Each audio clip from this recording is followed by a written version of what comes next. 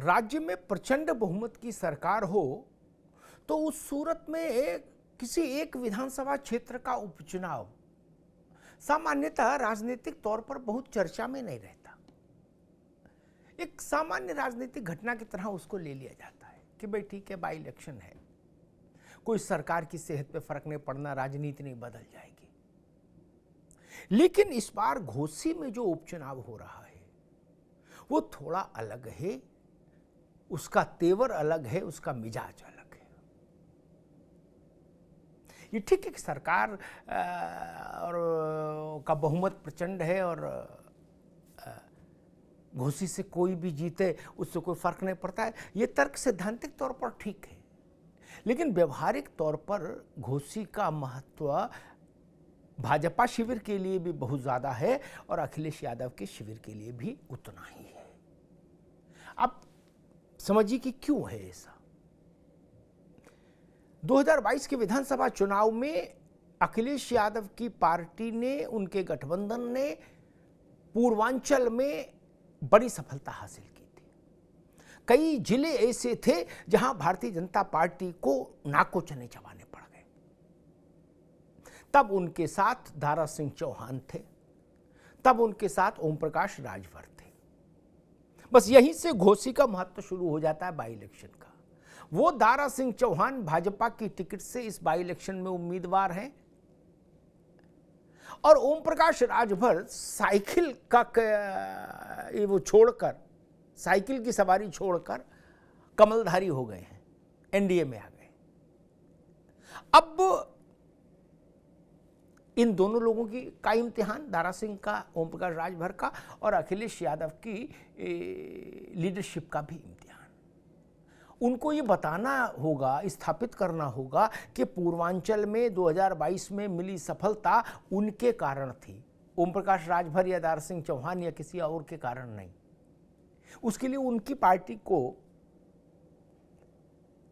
सुधाकर सिंह को घोसी जीतना होगा। और अगर सुधाकर सिंह को अखिलेश यादव घोसी नहीं जिता पाए तो फिर राजभर को यह क्लेम करने से कौन रोक पाएगा कि हम थे तो सपा जीत गई थी, या दारा सिंह चौहान को यह क्लेम करने से कौन रोक पाएगा कि हम थे तो सपा जीत गई विधानसभा चुनाव में। यहां से इसका महत्व शुरू होता है। आज एक बड़ा शक्ति प्रदर्शन किया दारा सिंह चौहान ने अपने चुनाव क्षेत्र में।